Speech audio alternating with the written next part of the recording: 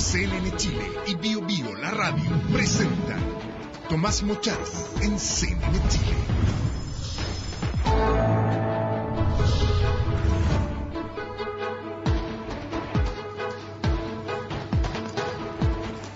Buenas noches, ¿cómo está? De nuevo subió el precio de las bencinas hoy. Los jueves se está transformando en una especie de hachazo para los consumidores chilenos. Sí, Comeco, todas estas cosas, y resulta que el ministro Alberto Arenas había dicho que los precios no iban a subir más de 5 pesos cada vez. Después, cuando empezaron a subir más de 5 pesos, dijo, no, es que yo quise decir, la de 93 octanos no lo había dicho. Muchos se sintieron estafados por el ministro de Hacienda. Y resulta que hoy día, incluso la de 93 octanos subió más de 5 pesos, se vino abajo todo esto. Chile no tiene petróleo, tiene poquitito. Y está la Empresa Nacional del Petróleo, que debe harta plata y tiene hartos problemas. Tenemos una Empresa Nacional del Petróleo y no tenemos petróleo. Nosotros estaremos sacando el 2,5%, extrayendo petróleo de lo que consume el país, casi nada, una minucia microscópica. Del ENAP y de la política energética, hablamos hoy día con Jorge Fierro, que es el presidente nacional de la Federación de Trabajadores del Petróleo. ¿Qué tal? Hola, buenas noches. Buenas noches. ¿Usted viene como dirigente sindical? ¿Cómo hablar como director de la empresa? ¿En qué calidad? Te hablo en calidad de presidente nacional de la Federación de Trabajadores del Petróleo y soy representante laboral en el directorio. O sea, ya, pero no como director, entonces. No, porque son roles bien distintos. Son roles muy distintos. Entonces prefiere hablar como dirigente. Prefiero hablar con la libertad de un dirigente sindical. En el directorio no tiene mucha libertad. Sí, tengo libertad, Tengo toda la libertad del mundo, pero hay canales y canales que uno tiene que cuidar. Hay que respetar el espacio ese. No necesariamente. Cuando tengo que hacer respetar mi espacio, lo hago respetar. ¿Cuánto vale el ENAP? Si alguien la quisiera vender, ¿cuánto vale el ENAP? Yo creo que vale más de lo que se pensaba. ¿Pero cuánto vale? Pongamos, no sé, pues es que yo te lo expliqué en alguna oportunidad. Puede ser valor libre, valor comercial, como tú quieras verlo. No, quisiera vender, es el valor comercial. ¿Cuánto vale? Si alguien la quiere comprar, ¿cuánto vale? Ponle el precio de la refinería. 1.500 millones de dólares cada refinería. 3.000 millones. ¿Ah? 2 refinerías grandes, un Topping Gregorio en el sur de Chile. 3.000 millones. Más las instalaciones, no, mucho más. Hablemos de 5.000, 6.000 millones de dólares. Sí. Y de ahí. ¿Valdrá eso? Pero Tan harto como viejita. Depende como quieras verlas, pero a ver, no, ese es un precio, pero el valor que cumple para el país es bastante más que 5.000 o 6.000 millones. Sí, pero la pregunta es otra. ¿Cuánto vale la ANAP si alguien la quisiera vender? Si el Estado la quisiera vender, privatizar, 5.000, por ahí. No va por ahí el tema. Pero eso valdría, ¿no? Técnicamente hablando pudiera ser, pero es discutible. Una cosa es un valor libre y otra cosa distinta es el rol que cumple. ¿Y debe 4.000? Y eso se ha ido despejando, no menos que eso. ¿3.600? 3.600 y deja la mitad que tiene que ver con el crudo que compras, refinas y produces y recuperas, y la otra mitad pero es de... 3.600 dijo el ministro, y que está pagando, el ministro Pacheco dijo 3.600, y dijo que está pagando 200 millones de dólares Así es, al año en intereses. Costo financiero. Costo financiero. Sí. Sí. En términos reales, mira, costo financiero, si lo hablamos en barriles de petróleo, hoy día la ENAP, el costo financiero para ENAP es $1,9 por barril. Eso te lleva del margen. ¿Cuándo se fue al tacho la ENAP? En el sentido, fueron los 1.000 millones cuando se tuvo que comprar petróleo, ahí se fue al tacho, Cuando nosotros definimos, Tomás, hace 3 años atrás la discusión de diagnóstico, rol, plan estratégico, gobierno corporativo y capitalización, en el mismo Senado y en el gobierno de Piñera, logramos definir que el diagnóstico parte precisamente con la debacle del 2008. 800 millones de dólares o 1.000 millones de pérdidas. Pero el país tuvo energía, se la pidió a ANAP. Lo que pasa es que a ANAP después le dijeron, solucione su problema económico con los bancos. Entonces hay una deuda aquí del Estado de Chile con ENAP. ¿Cómo está el ENAP? Porque he leído que ha provocado daños ambientales, de ruido, de olores, y otras normas que entiendo que tuvo una multa de 6.000 millones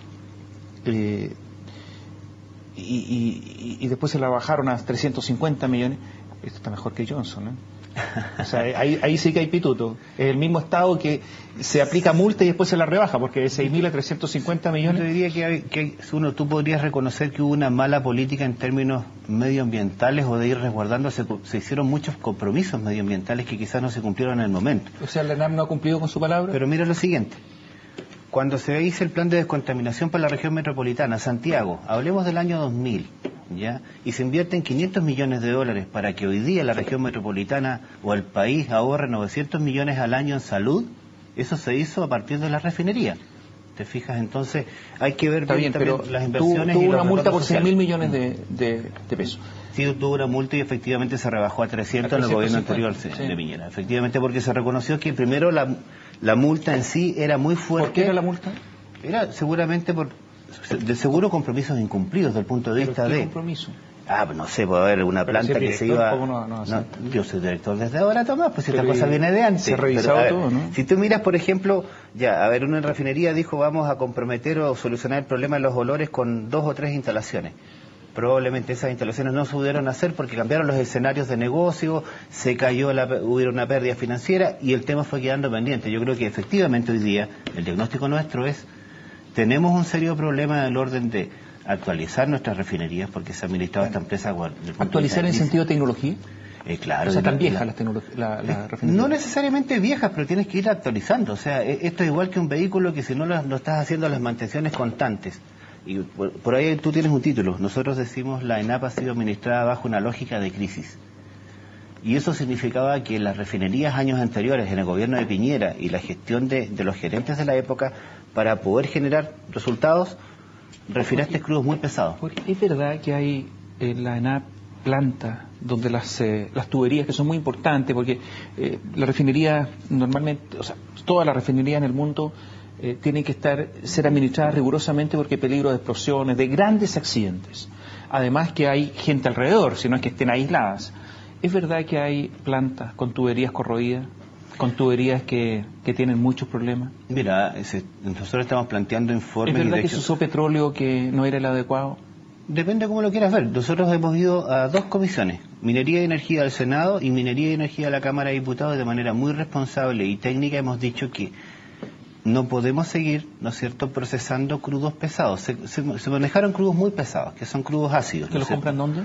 Tú los puedes comprar en Venezuela. ¿Dónde los están comprando? Hoy día estás comprando, mira, nosotros ahora estamos trayendo de Angola. Estamos pero buscando el petróleo que produjo este problema, ¿dónde lo compraron? No, es que ahí estás comprando crudos sudafricanos, crudos de una canasta muy grande de crudos. O sea, tú puedes comprar una parte en Sudáfrica, otra parte en Texas. ¿Pero estos crudos pesados? Normalmente vienen de Sudáfrica, algunos crudos. Entonces, por eso decimos que se manejaba una canasta para poder mantener la rentabilidad, una canasta de crudos muy pesados. Las plantas están diseñadas para eso. Pero también te dejan muchos productos de fondo, te queda mucho alquitrán, que hay que volver a refinarlo, para eso están las plantas de coker, ¿no es cierto? Entonces, nosotros decimos claramente, y lo hemos dicho en ambas comisiones, por eso queremos modernizar nuestra refinería y revisar, porque no podemos seguir trabajando con eso. Por eso hoy día se está buscando crudo en Angola, que es un crudo más liviano, más dulce, donde tú puedes mejorar la canasta, generas más utilidades y evitas... ¿Esos daños que produjeron estos crudos pesados, fueron reparados? Eso efectivamente nosotros por lo menos hemos planteado, y en mi labor precisamente en el directorio he pedido un informe técnico completo para revisar el nivel, si existe corrosión acelerada, ya sea por crudos ácidos o por algún otro fenómeno químico. ¿No existe la información al interior de NAP de qué es lo que ha pasado? No, existen informaciones que hay que ir actualizando y yo pedí precisamente que hagan un balance completo. Pero si lo pidió es porque no lo sabe. Si lo pidió es porque no lo sabe, Jorge. No, está pedido formalmente en el directorio para que las líneas correspondientes entreguen los informes, las ingenierías. ¿No lo han entregado? Eso estoy esperando que se entregue, se lo entregó al gerente general. Pero eso significa que si pidió información acerca del estado de las plantas, es porque no lo sabe, no saben cómo están las plantas. No, sí se sabe, por eso mismo estoy pidiendo que se actualice bien y se revise, porque esta cosa no es instantánea, o sea, estás hablando de procesos. Claro que sí. ¿Hay dudas cómo está la situación? Hay dudas como en cualquier industria donde tú tienes que estar constantemente actualizándote. Entonces nos estamos poniendo una luz amarilla antes de que se encienda una roja, ¿te fijas? Entonces... es un concepto de seguridad integral. Hay información que cuando se produjo el terremoto en 2010, principalmente en la región del Biobío, la planta que está ahí de NAP, pese a este gran terremoto, tuvo un procedimiento de detención de faenas muy programado y perfecto. Sin embargo, cuando se produjo el terremoto en el norte, en la planta de Concón, en la refinería de Concón, hubo una paralización de actividades sin procedimiento. Y que esto habría costado $10 millones. Mira, sí, efectivamente hubo una diferencia en controles de operación. Ahora, precisamente la semana pasada hubo nuevamente un temblor fuertísimo, que nuevamente cayó la refinería de Concón, y se actualizaron los procedimientos y actuaron como debía ser. Y normalmente en este tipo de situaciones... ¿Pero costó 10 millones de dólares lo que pasó en abril? Debe andar del orden, claro, la que yo detención. Si se detiene una refinería y hay que comprar crudos, hay que refinar y hay que poner... ¿Y se hizo sin procedimiento? ¿Son 10 millones de dólares? No, es que no creo que fuera un procedimiento. Yo creo que lo que pasó allí fue precisamente que hubo una presión muy fuerte de las autoridades por desalojar una refinería en donde si tú detienes una refinería así, no tomando los tiempos respectivos, que pueden ser horas, ¿ya? ¿No se utilizó la experiencia que hubo en el terremoto del 2010? Porque si se hubiese utilizado no habría pasado esto. Es muy probable que sí. Claro. Usted lo sabe como director, que fue así. ¿No? Sí, exactamente. ¿Hay responsables de esto? ¿Quién es responsable de estos 10 millones de dólares? ¿Quién es responsable de estos 10 millones? Sí. Efectivamente, o sea, claramente ¿Hay algún sumario? ¿Hay algún responsable? ¿Se ha ido alguien? No te podría decir eso, no tengo esos datos. Sí, claramente... ¿Pero cómo no lo tiene? ¿En serio? No, volvamos al mismo tema. Te voy a responder como dirigente sindical, no como director. Nosotros tenemos una visión con respecto a ese tema, que se tiene que investigar qué daños hubieron, y por eso hoy día, en esta última emergencia, no hubo ningún problema. Perdón, pero se actualizaron... Esto fue en abril y estamos terminando agosto. Todavía no se sabe. No se sabe quién es responsable. Estamos hablando, mira, a ver, ¿cuánto lleva el gerente general de esta empresa? Lleva 3 meses. Efectivamente está recién tomando la conducción de una empresa. Nosotros quisiéramos que fuera más rápido, claro que sí. Hay mucho tema por trabajar, muchos procesos que actualizar. En materias de seguridad en ENAP tenemos serios problemas, pero no es por culpa de los trabajadores, te lo reitero, nosotros se lo hemos dicho al ministro. Yo no he dicho eso, estoy preguntando qué pasó, si hubo un sumario y si hay un responsable. Eso tiene que responderlo el gerente general y tendrá que responderlo... No lo saben. ¿Y el directorio no lo ha tratado esto? El directorio tendrá que tratarlo y ser informado por la vocería que corresponde, que es el presidente del directorio. ¿Pero lo trató ministro. El directorio? ¿Lo trató el directorio? Claro que se ha tratado en el directorio, por eso tiene que tratarlo, tiene que conversarlo. Sería bueno que invites al gerente y que explique esto. ¿Sí? Oye, yo no te puedo dar esa explicación, Tomás. En la planta de Concón de Coque hubo un escape de gas y hubo 2 personas heridas. Hace algún tiempo atrás hubo 2 personas fallecidas ahí. Y por lo tanto problemas de seguridad. Me llamó la atención que en una entrevista que dio en algún momento Máximo Pacheco, el ministro de Energía, dijo que una de sus principales preocupaciones era la seguridad en ENAP. ¿Por qué ENAP está tan insegura?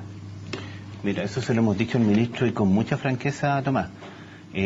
No carguemos el tema de la seguridad a un problema conductual, ya sea de supervisión, de mando medio o hasta el último operario. ENAP sufrió en el año 2010 un despido de 500 personas. Donde tienes la mayor cantidad de accidentabilidad, nosotros le decimos al ministro, estamos de acuerdo, y nosotros, el mundo sindical, esta federación de trabajadores, comprometió a armar una mesa bipartita de seguridad donde estamos trabajando con la Federación de Profesionales y la Federación de Contratistas. O sea, hay voluntad absoluta de los trabajadores. ¿Por qué hay tanto problema de seguridad? Ya, vuelvo al punto. Cuando tú pierdes en un despido mal hecho el año 2010, realizado por Azócar, ya... Perdiste el capital intelectual en Magallanes, en perforaciones, donde hoy día efectivamente la mayoría de los accidentes en el sur de Chile, en Magallanes, tienen que ver con la perforación, porque hoy día estamos tratando de producir más petróleo y producir más gas, y nos está yendo bien. En nuestras áreas de las refinerías hay distintas visiones. Tú puedes decir, mira, por ejemplo, en la refinería de Concón está más orientado quizá el problema a accidentabilidad de trabajadores contratistas y a faenas de mantención en particular. Y pudieras decir que en Biobío, por ejemplo, es todo lo contrario, en Concón es eso, mantención y contratista, y en Biobío tenemos, o sea, en Biobío eso, y en Concón tenemos problemas de carácter más que tienen que ver con la operación. Entonces, algunos han dicho que los trabajadores no cumplen con las normas, que están las normas pero no las cumplan, que no se ponen la mascarilla, que no se ponen esto, que no se... eso es una caricatura, Tomás, o sea, estamos hablando... ¿O hay algo, o hay un poco de todo? Yo te diría que es una caricatura. ¿No hay nada ¿Cero? No, eso es una caricatura. Tú en una refinería de petróleo, si no te pones una máscara, te mueres. Te mueres en un tema cuando hay una fuga de sulfídrico. Lo que ha pasado ahí, cuando hay equipos que se rompen, efectivamente se paga ese costo. A ninguno de nosotros nos gusta estar en eso, pero claramente el problema de la seguridad, Tomás, con esto quisiera dejarlo muy claro, es un problema estructural que tiene que ver con despido, que tiene que ver con haber administrado una empresa con crisis y un mal concepto de economía. Si no generas actualizaciones en capacitaciones, si no generas planes de sucesión, si no recuperas capital intelectual que perdiste y no tienes hoy día profesionales o ingenieros senior que antes teníamos, claramente pierdes la cultura de la seguridad. Eso hay que construir. Usted, Jorge, dijo que la señal del ministro Pacheco es que efectivamente ENAP será una herramienta del Estado para poder entrar en el trabajo de las políticas energéticas nacionales. Así es. Pero hace pocos días, Marcelo Tognan habló de 3 proyectos. La verdad es que 2 minicentrales, una megacentral termoeléctrica en Ventanas con Codelco, Ventanas, una zona que está destruida, yo no sé cómo quieren instalar más cosas ahí cuando Ventanas realmente no aguanta más. Y además Tognan postergó el gas natural licuado, el terminal de gas natural licuado para la región del Biobío y a mandar más camiones, que con eso basta. Entonces no entendí. Nosotros tampoco. Mira, ¿Cómo? tampoco no, es una broma. Yo no entendí, porque hay una diferencia clara entre lo que dice Pacheco, claro, el ministro Pacheco, y lo que dice el gerente general de ENAP, que es Marcelo Tognan. Mira, partamos de lo siguiente. Nosotros hemos dicho claramente que, entendiendo y apoyamos que primero se haya instalado en la agenda energética el rol de ENAP como una ayuda a la política energética país. ¿Ya? Claramente ENAP puede cumplir un rol, y lo cumplió el 2008, pagó el costo con su balance, y hoy día ENAP puede volver a ser una ayuda en materia. Claramente los únicos proyectos desarrollables de los próximos 4 o 6 años, Tomás, tienen que ver con gas natural. Si quieres construir una central hidroeléctrica te demoras 10. Si quieres construir centrales a carbón, nadie las quiere. Entonces la única alternativa viable es GNL. Por lo tanto, claramente ENAP, con sus terminales, o un terminal en la zona centro-sur, puede hacerlo. ¿Pero quién tiene razón, Pacheco o Tognan? Yo creo que ambos tienen la razón en términos... La diferencia es yo no voy a defender... Es que una cosa es que tú quieras hacer políticas energéticas, y entendemos el rol que cumple el ministro, y también cómo en esas políticas energéticas engarza esta empresa que se llama ENAP, y que vaya de la mano, que vaya ayudando. Entonces, yo creo que Marcelo lo que trata de decir allí es que hay que hacer un análisis más profundo, ver la viabilidad económica. Si tú me preguntas a mí en lo personal, yo soy un convencido que para la zona centro-sur se requiere un terminal de GNL para generar mayor productividad y energía barata para esa región. No está convencido, dice que no. Yo creo que se puede convencer. Hay elementos que se tienen que trabajar. O sea, tiene que ver, es que él, a ver, yo creo que él tiene la misma visión de economista que muchas veces, quizás por deformación de haber estado en Hacienda mucho tiempo, los análisis van un poco más, ¿te fijas? Y aquí las cosas hay que irlas trabajando. Yo creo que esto todo se tiene que definir, ¿sabes cuándo? Cuando tengamos un plan estratégico de negocio, que le estamos pidiendo a todas voces al gerente general, y ya se está construyendo. Esperamos en las próximas semanas. Lo único que te puedo decir en materia de eso es que esté construido ya, Tomás, y empezar a trabajar con una vista de procesos por cada línea de negocio. A partir de eso, sí hay un elemento que me interesaría resaltar muy fuerte, Tomás. Nosotros andamos hablando en las comisiones de Minería y Energía, Senado y Cámara de Diputados, que necesitamos la capitalización ahora. Agradecemos que la presidenta diga que nos van a inyectar 400 millones, pero a esta empresa no solo son 400, hay 300 pendientes que prometió Piñera y no cumplió. Yo escuché que en el gobierno de Piñera pidieron 1.000. Así es, había un plan de 800, que tenía que ver con la venta de activos, 300 millones de dólares, que fue la venta de Primac Perú. Y ahí, mira, dejar muy claro eso, a nosotros, y es fácil hoy día pontificar, y algunos dicen, no, los hicieron tontos. Este mundo sindical defendió a la empresa, porque la ENAP la venían a matar en el gobierno anterior. Y el golpe final de la ENAP era la baja de clasificación de riesgos. Si no hacíamos nada para... ¿Por eso vendieron Perú? Teníamos, claro, exactamente, porque si tú lograbas vender Perú, rebajabas el costo financiero de 200 a 160, más los 300 que inyectaba el gobierno, llegaba a 600.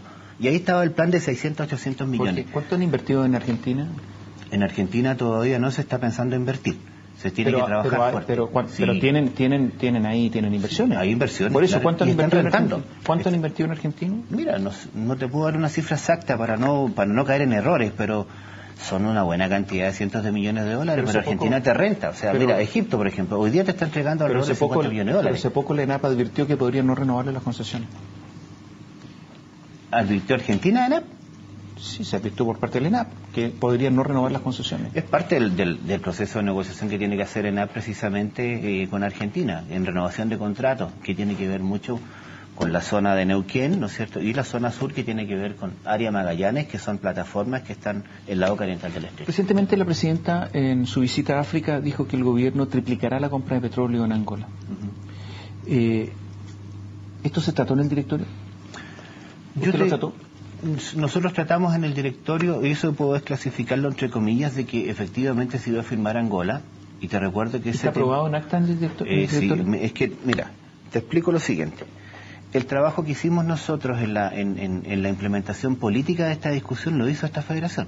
Nosotros fuimos a hablar de que bajar el arancel del 6%, y sobre todo con los crudos angoleños, ayudaba y le inyectaba a NAP alrededor de $60 millones el negocio al tiro. Y eso además te apalanca otra cosa, te apalanca que evites que los países de la región que hoy día te dicen, oye, si tú pagas arancel allá de 6, bueno, págame 3 acá. Entonces tú no solamente tienes el espacio de comprar crudos más baratos, sino que además en la región ordenas, te da una posición comercial para... Pero eso está autorizado por el directorio. Exactamente, eso está dentro de la... Y van a triplicar las compras en Angola. Es que tiene que ver con las estrategias comerciales, Tomás, o sea, en eso... Son decisiones que toma ENAP, no todo pasa por el directorio, porque son estrategias internas, entonces también tiene que ver con eso. Si tú dices voy a comprar más crudo, claramente también te posiciona mejor para negociar en la región y también conseguir mejores precios, o sea, son como cualquier estrategia comercial que tiene desde la persona de la A a la Z. Jorge, ¿le gusta la política de comunicaciones del ENAP? Debería mejorar la política de comunicaciones. Y yo creo que se informa de los accidentes, se informa de los incidentes oportunamente, se informa a los vecinos oportunamente cuando hay problemas, ¿o no? Sí, mira, hay una minuta que incluso salió. No, pero más allá de la minuta.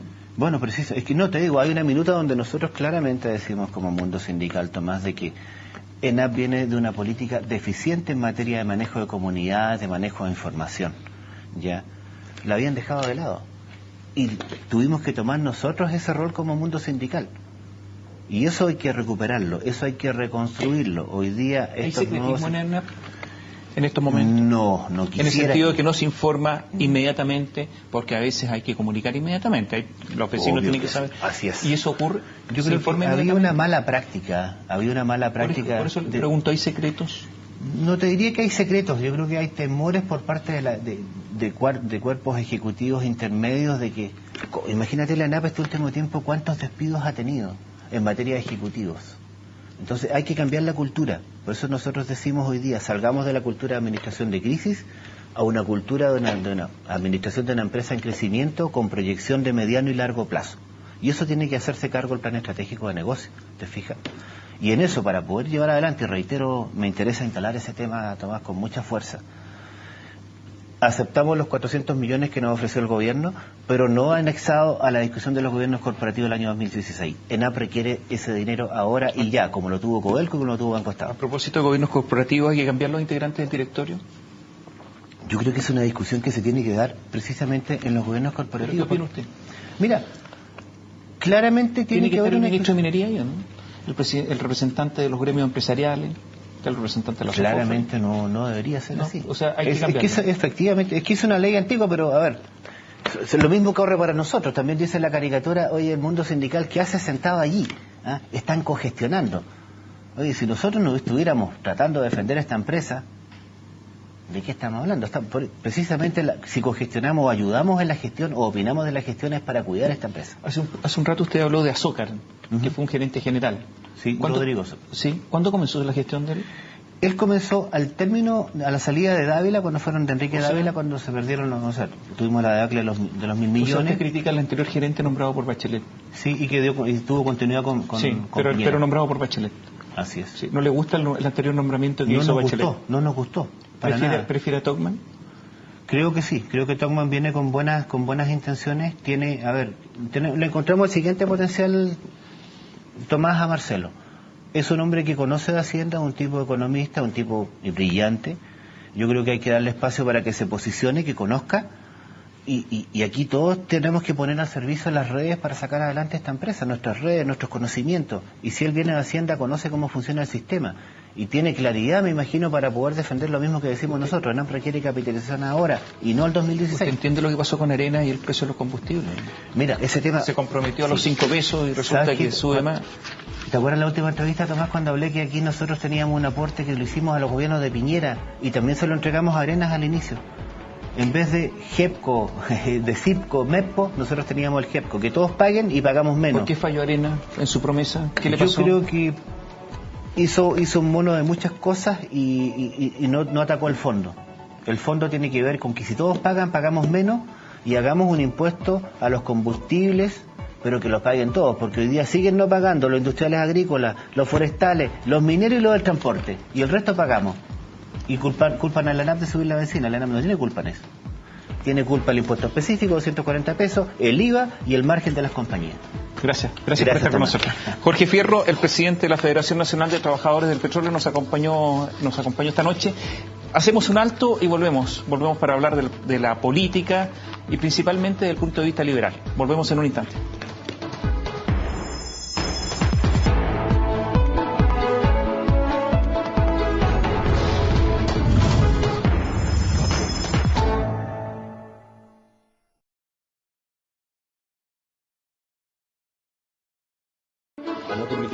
Vamos a hablar de política, de sociedad. Normalmente hay una visión como dicotómica, la derecha y la izquierda o la centroizquierda. Así está la cosa. La alianza y la nueva mayoría, como se llama ahora, la antigua concertación. Y eso es. Y usted tiene que elegir para allá o para acá. Antes podía elegir, por ejemplo, el Partido Comunista, pero ahora el Partido Comunista está acá. Entonces, eso es todo. Podría elegir no sé, el PRO, pero el PRO parece que quiere entrar con Marco Enrique Domínguez. Entonces, eso, dicotómico. Axel Kaiser es liberal, se autodefine como liberal, entonces como que está fuera del asunto. Él quiere liberalizar todo. Hasta, por ejemplo, casi la venta de drogas, todo. Píldora del día después, no hay problema. Si usted quiere la eutanasia. Si usted quiere... Con Axel Kaiser conversamos esta noche, es abogado, es máster en inversiones, comercio y arbitraje de la Universidad de Heidelberg. Además acaba de ganar le otorgaron el premio de la Sociedad Mont Pelerin, que es la sociedad que creó Hayek y que es el mundo químicamente puro del liberalismo. ¿Qué tal? Buenas noches. Buenas noches, gracias por la invitación. Comencemos. ¿Cómo es una sociedad totalmente liberal? Yo voy, compro droga, compro marihuana, me gusta la marihuana, la compro. Me quiero pegar un tiro, me pego el tiro sin problema. Pido ayuda para pegarme el tiro, me lo pego, porque es decisión mía. Eso más o menos, en términos más básicos, más personales, porque está la sociedad económica, está lo otro, pero en las decisiones de uno. Bueno, planteado así suena un poco indigerible, la verdad, pero yo diría que pero es así, ¿no? El principio rector no es tan así. El principio rector de una sociedad libre es el respeto irrestricto por los proyectos de vida de los demás, por los proyectos de vida ajenos. Y uno tiene que poder, al identificar en el otro un ser humano de igual dignidad, porque lo que subyace a esta teoría es un profundo igualitarismo. O sea, todas las personas tenemos la misma dignidad, por lo tanto nuestros proyectos de vida tienen que ser respetados por los demás. Y aunque la gran mayoría de las personas, el 99.9%, piense que tiene el derecho a obligarnos a hacer algo que nosotros no hemos elegido, los que creemos en la dignidad humana pensamos que no puede ser así. ¿Aborto? Ese es el tema más complejo de todos. Yo hace mucho tiempo vengo, lo voy a plantear de la siguiente manera, vengo discutiendo con otras personas y analizando el tema en diversos textos y todo, y efectivamente hay personas que dicen aborto no porque hay un tercero, y obviamente hay un principio que es no dañar al tercero, pero yo tiendo a pensar que si una mujer que está embarazada, dentro de cierto periodo de tiempo, porque en ningún país del mundo se permite hasta los 9 meses, digamos, pero dentro de un cierto periodo de tiempo, decide interrumpirse ese embarazo, a mí me parece que no es correcto meterla a la cárcel. O sea, lo puede hacer tranquilamente. Dentro de cierto periodo de tiempo, obviamente todas estas cosas son muy discutibles. Yo no soy partidario de meterla a la cárcel. Eutanasia de todas maneras. Si la persona está absolutamente consciente, es mayor de edad, adulta, y decide libremente, con causales que obviamente son justificadas. Por ejemplo, pensemos en una persona que está sufriendo dolores de una enfermedad terminal, en ese caso sí, pero no una persona... ¿Derecho al suicidio? Bueno, el suicidio de partida es imposible prohibirlo, pero si una persona quiere tener el derecho a quitarse la vida, lo que tenemos que hacer nosotros es hacer todo lo posible para que no tome esa decisión. Pero no podemos prohibírselo por la fuerza. Lo que pasa, Axel, que tú sabes que el que ayuda al suicida comete un delito. En la legislación actual sí. Por eso pero digo, incluso si la persona que decide... Es que, a ver, el suicidio no es lo mismo necesariamente que la eutanasia. Ojo, la eutanasia significa la buena muerte. Sí. El suicidio es otra cosa. Por eso, pero la asistencia al que decide terminar su vida por la razón que está en un estado terminal, lo que sea, también no está legalizado. Según las ideas liberales, yo tengo derecho, como soy dueño de mi vida, a terminar con mi vida y por lo tanto tengo el derecho a pedir ayuda páseme la pistola, proporcióneme Pero algo. usted no puede obligar a otra persona a ayudarlo, de partida. No obligar. Bajo ninguna circunstancia. No, si nadie puede obligar. Estoy hablando libertad como para terminar la vida y pedir ayuda para terminar Pero la eso es lo propia vida. que usted no tiene ni por qué pedirla, si usted está en perfectas condiciones, digamos, físicas y para moverse y todo lo demás. Y lamentablemente esa es una gran tragedia de hay mucha gente que decide tomar esa decisión. Y aún estando en perfectas condiciones, eventualmente físicas y todo lo demás, que no es el caso extremo de la eutanasia, que es el tema más polémico. Y en ese caso es irrelevante discutir si la persona pedirá o no ayuda, porque lo va a poder hacer de todas Lo que maneras. pasa es que en Chile se pena eso, está penado, es un delito. Sí, Por eso la pregunta es relevante. Pero en Chile no está permitida la eutanasia. No, está bien, pero El estoy suicidio hablando, también estoy hablando del otro caso. Claro, la asistencia al suicidio. Según las también. ideas liberales eso no habría ningún problema. A ver, hay también matices en el mundo liberal. O sea, evidentemente que si hay una persona que un día amaneció deprimida y tiene esa idea dándole vuelta, la persona que la va a asistir en tomar una decisión como quitarse la vida tiene que tener una barrera legal para poder hacerlo, porque evidentemente no se trata de incentivar ni facilitar este tipo de decisiones. ¿Marihuana, compra-venta libre, como en el supermercado? Yo diría que la marihuana debe haber una legalización bastante amplia, porque incluso los efectos sobre la sociedad del consumo de marihuana, yo nunca he consumido, no lo sé, en el sentido personal, pero el impacto es mucho menor desde el punto de vista que el mismo alcohol, por ejemplo, que se vende en prácticamente todos los lados sin mayor problema. Yo pienso que no habría un problema grave en el sentido de legalizar la coca. La cocaína, que es una droga mucho más dura, también soy partidario de que exista una despenalización y con lo cual se necesitaría la creación de carteles y todo. Mire, toda esta política de combate antidroga y un montón de estudios hechos en Estados Unidos, en todas partes, en América Latina, ha resultado un fracaso completo. Al punto que hoy día varios expolíticos latinoamericanos promueven... Sí, pero mi pregunta no es si la política es un fracaso o no. La política es un fracaso y atenta contra la libertad. Desde el punto de vista del mundo liberal, de las decisiones personales. Por eso estoy preguntando. No, si usted es una persona autónoma, Tomás, y yo le reconozco a usted el derecho a elegir a tomar sus decisiones, yo le estoy también dando el derecho a equivocarse. Y aunque yo no esté de acuerdo con lo que usted hace, yo tengo que respetarlo. Ahora, ¿significa eso que yo no voy a tratar de ayudarlo a usted si usted toma una mala decisión? Por ningún motivo. Axel, ¿hay liberales en Chile? Yo creo que los hay y es una corriente que está creciendo en los jóvenes universitarios. Hay cada vez más personas. ¿En los partidos? En los partidos políticos menos, porque ve usted que las ideas de la libertad, la sociedad libre y la confianza en las personas no son convenientes para la gente que tiene poder. Porque en definitiva, ¿quién gana cuando uno tiene una sociedad empoderada, en el sentido de hacerse responsable por sí misma? No son la clase política, ni es tampoco los grandes intereses económicos que pueden capturar la clase política, ni tampoco son los intelectuales que transitan en este mundo. Los que ganan es la gran masa de personas anónimas, en definitiva, que ven mayores espacios de libertad, mayor creación, digamos, de riqueza, empleo, en fin, y también una vida un poco más digna. Pero hay personas que se dicen liberales desde el punto de vista económico. Por ejemplo, la UDI. Nosotros dice somos liberales. A lo mejor no en otros temas. Por ejemplo, el tema de la droga. ¿Son liberales en la UDI? ¿Son más liberales que en RN, por ejemplo? Yo pienso que la clase, el Estado, que finalmente el grupo de políticos y funcionarios públicos que controlan el poder, digamos, coactivo y que son necesarios, pero que tiene que tener un poder limitado, en eso estamos todos de acuerdo, no deberá meterse ni en la cama ni en la billetera de las personas. Y yo creo que hay poca gente que piensa eso. Yo creo que esa es una posición que hoy día no está, más a la centroizquierda. Tengo muchas coincidencias en términos de liberalismo más valórico, si uno quiere, que es lo que se llama normalmente, en el sentido de que lo que estábamos conversando de la píldora después, ese tipo de temas.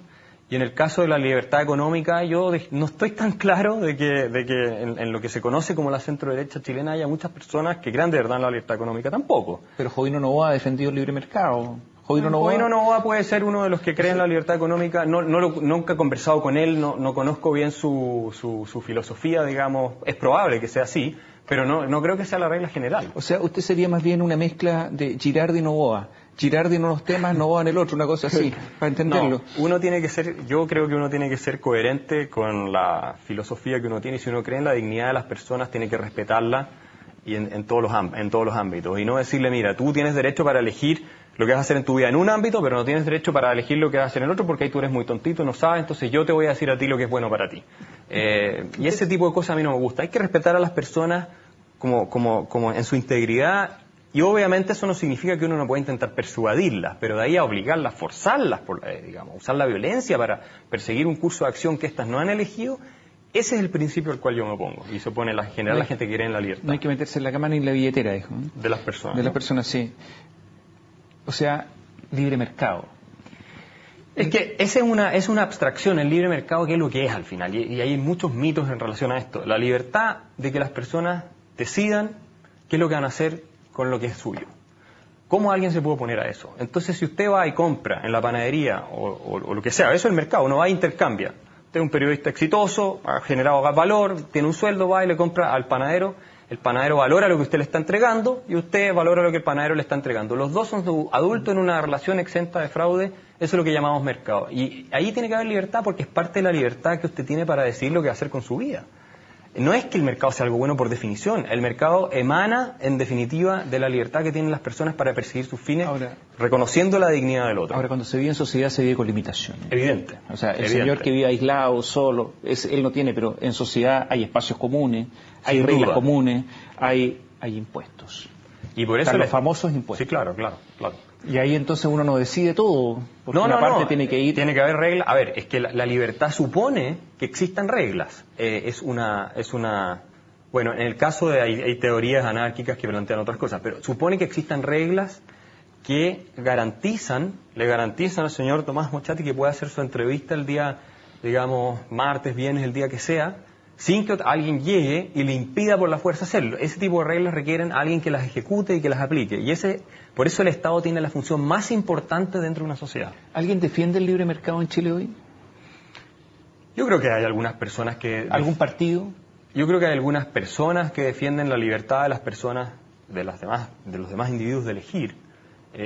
Pero no creo que sean muchos, ya son ideas que no están muy de moda, yo creo, y van a volver a estar de moda. Yo leí que criticar al presidente de Renovación Nacional, a Cristian Monkever, que no la defiende. Yo creo que no las defiende. ¿No?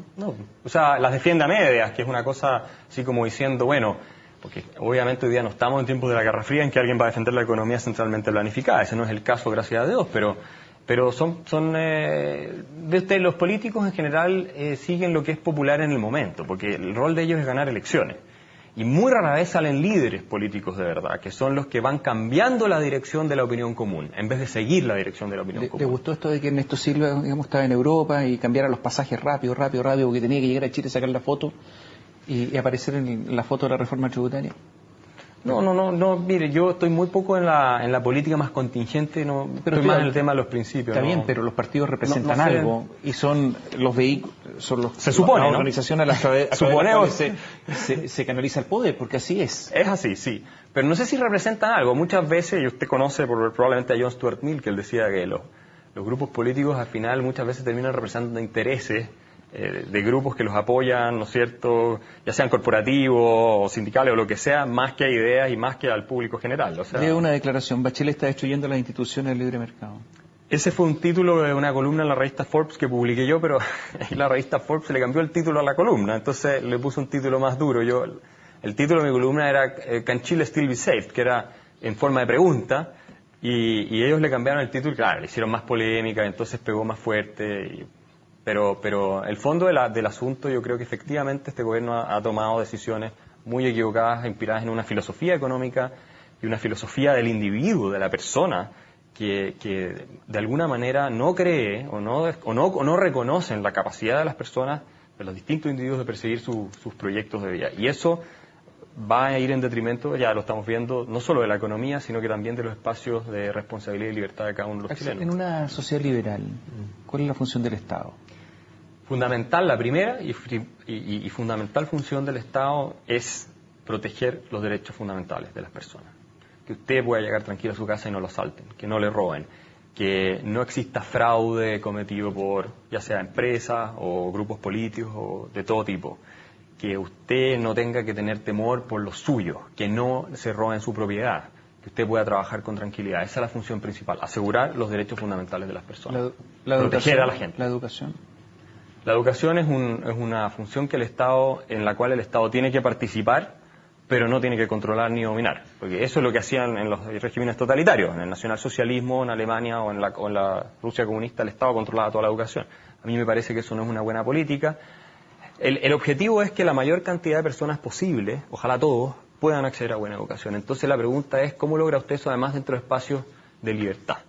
Y eso no se logra con un Estado que controla la educación. Que el Estado al final, ¿quién es? Son los políticos y son funcionarios públicos, son gente de carne y hueso. Veo que desconfía mucho los políticos. Muchísimo. Mucho. Bueno, como la gran mayoría de los chilenos. De todos los políticos. De todos los colores. Si usted ve la encuesta CEP, los chilenos tienen más o menos la misma impresión. Axel, ¿confía en algún político? Es que confiar en... por la lógica de la función del político, que es perseguir el poder y tratar de mantenerse en el poder, todos los incentivos están dados. Mire, Thomas Paine decía que el Estado era un mal necesario, precisamente por eso. Todos los incentivos están dados para que el político muchas veces se olvide de cuál es su función principal, que es la de velar por que las personas, digamos, tengan estos derechos protegidos y Pero asegurados. ¿tiene el Estado función de igualar la cancha? Me explico. Proporcionar a los ciudadanos cierta base común para que puedan competir entre ellos en igualdad de condiciones, independientemente de su origen. Por lo tanto, una educación que les permita competir entre ellos y que, por lo tanto, la herencia que recibieron sea una cuestión definitiva para que logre vencer. Yo creo que esa es la obligación de la sociedad y no solamente del Estado. Yo creo que el Estado tiene que cumplir un rol en eso, pero es una obligación de todos nosotros. Porque se fija lo que pasa, Tomás, todo el mundo dice que el Estado haga, que el Estado decida, que el Estado... Ya, pero no. Y todos se lavan las manos y dicen, no, cualquier problema que hay, en vez de tomar nosotros las riendas y hacernos cargo, como hay muchas instituciones creadas por la sociedad civil que lo hacen, y usted las conoce mejor que yo, bueno, nos lavamos las manos, que el Estado lo haga, que los políticos resuelvan el problema. Los mismos políticos en los que la gente confía tan poco van a ser capaces de darle a todo algo que todos necesitan. Yo creo que obviamente debe haber instituciones, programas diseñados para apoyar obviamente esto, pero tiene que confiarse más en la sociedad civil, que es capaz de salir adelante con estas cosas. Y lo ha demostrado 1000 veces, tanto en la historia de Chile como en la de otros países. Ahora, mucho se dice que a los liberales les gusta un Estado chiquitito, pequeñito. Un Estado bien pequeño. Claro, y uno se hace una pregunta, bueno, pero entonces rige el libre mercado. Es que porque usted lo plantea como Estado versus mercado, y esa es una visión equivocada. Es la persona, su familia, la persona, frente al poder. Esa es la verdadera... La pregunta es la siguiente. ¿Tiene el libre mercado, que está muy asociado con el liberalismo, tiene el libre mercado el germen de su autodestrucción? A ver, eso es lo mismo que preguntar, ¿tienen las personas persiguiendo libremente sus fines, el germen de la autodestrucción de las instituciones que les permiten hacer eso? Yo creo que no necesariamente. Puede ocurrir, nadie tiene nada garantizado. El mañana puede haber, digamos, una tercera guerra mundial y se acabó todo, digamos. Teóricamente no es algo imposible. Esta es una pregunta que se formuló Schumpeter, ¿no es cierto?, en su famoso libro Capitalismo, Socialismo y Democracia, si acaso el capitalismo iba a terminar autodestruyéndose. Yo pienso que no es algo necesariamente que vaya a ocurrir, y las personas, en la medida en que tengan la convicción de que vale la pena mantener instituciones en que se respeten los proyectos de vida de los demás, incluido la propiedad de los demás, que es parte esencial de los proyectos de vida de las personas, algo así no tiene por qué ocurrir, y es fundamental para que exista la solidaridad que todos buscamos, la tolerancia y la paz social. Para que haya libre mercado y para que el mercado sea un buen asignador de recursos... Usted insiste en esa visión economicista. No insisto, porque es un tema que se está discutiendo mucho en Chile hoy.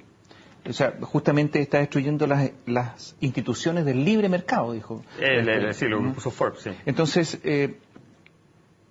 yo me pregunto, si existe el libre mercado, ¿qué es lo que pretende alguien? Porque el libre mercado se dice, por parte de los liberales, que es el mejor asignador de recursos. Entonces, eso es lo que se ha dicho muchas veces. Se dice que las personas decidiendo libremente asignan mejor los recursos porque sus valoraciones son las que las que terminan en el mercado predominando, económico, laboral, etcétera. En transacciones. Exactamente. Voluntarias. Exactamente, en eso estamos de acuerdo. Entonces, si eso es así, ¿cuál es el ideal de alguien que está en el mercado? No hay ideal. Completo la pregunta. Si yo tengo una farmacia y un señor que tiene una farmacia a 100 metros, ¿mi ideal es vender más?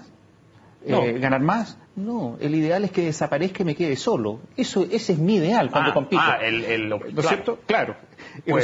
Claro. Y resulta que si eso se produce una y otra vez, se acaba justamente la competencia y por lo tanto no hay buena asignación de recursos. ¿Qué es lo que ha pasado muchísimo en Chile? La pregunta es, ¿este ideal del libre mercado nos lleva justamente a un germen de autodestrucción? No, a ver, lo que después las barreras de ingresos son muy altas, después no se puede entrar. Claro, que ahí hay que hacer una precisión.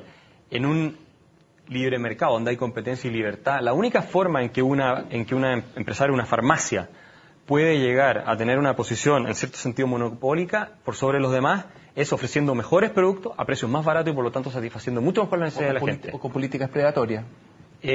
Las políticas predatorias a la larga no funcionan porque los incentivos terminan por destruir la baja de precio. Los incentivos terminan por destruir a la persona que se mete en políticas predatorias. Eso no se dice ni siquiera en Estados Unidos. No, hay millones de estudios que lo prueban, Tomás, perdón. Pero lo que sí es relevante, y como sí se hacen ricos muchas personas, es cerrando y estableciendo barreras de entrada, cerrando la competencia. Y esto ya lo dice Adam Smith en La riqueza de las naciones, y uno de los principales enemigos de la libertad y de la competencia son los grandes intereses económicos. Porque obviamente, y Adam Smith dice, cuando están afuera, pues estoy citándolo no porque sea él, sino que porque creo que tiene razón en ese punto.